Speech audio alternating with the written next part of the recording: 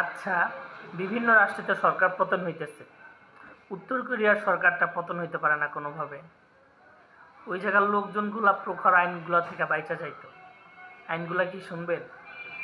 ফার্স্টে আইন হচ্ছে ওরা ২৮ প্রকারভাবে তাদের চুল কাটতে পারে। তার ভিতরে মেয়েরা কাটতে পারবে ১৮ প্রকার, ছেলেরা পারবে ১০ প্রকার। এই ২৮-এর বেশি অন্য কোনো স্টাইলে তারা চুল কাটতে পারবে না। পারবে না যে এই আইনটা, এটা যদি না পালন করে ভয়াবহ শাস্তি। এটা কি বলেন? তারপর হচ্ছে ওখানে কোনো নাচ গানের আয়োজন করা যাবে না, ইন্টারনেট চালানো যাবে না। ৪টা সরকারি ডিশলাইন চ্যানেল আছে, ওগুলা ছাড়া অন্য কোনো চ্যানেল দেখা যাবে না। ভয়ঙ্কর ভয়ঙ্কর শাস্তি দিবে।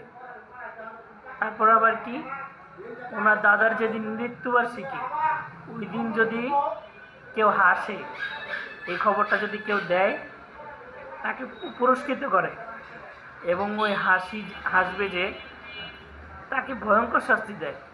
আল্লাহ, তোমার দাদার মৃত্যুবার্ষিকী, এই জন্য আর কেউ হাসতে পারবে না। এরকম অদ্ভুত অদ্ভুত বিভিন্ন নিয়মকানুন উত্তর কোরিয়ায়। তো যাই হোক, ওই দেশের লোকজন একেবারে বাইচা যাইতো। কোনোভাবে যদি ২০-৩০ লাখ মানুষ মইরা টইরা হইল, উত্তর কোরিয়ার যদি এই দেশটা স্বাধীন হইতো কিম জং উনের কাছ থেকে, তাহলে সত্যি মানুষ অনেক হইতো, শান্তিতে থাকতে পারতো এই দেশের মানুষজন।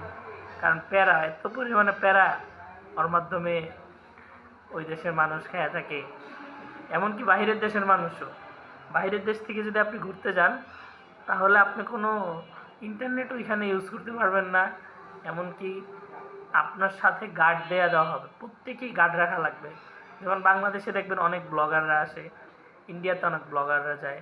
এরকম ব্লগাররা গিয়ে বিভিন্ন ছবি তুলতেছে, বিভিন্ন হোটেলে যাইতেছে, বিভিন্ন খাবার খাইতেছে, স্ট্রিট ব্লগ করতেছে। তো এরকম আপনি কখনোই করতে পারবেন না, আপনার সাথে গাইড দিয়ে দেওয়া হবে ওই অনুযায়ী।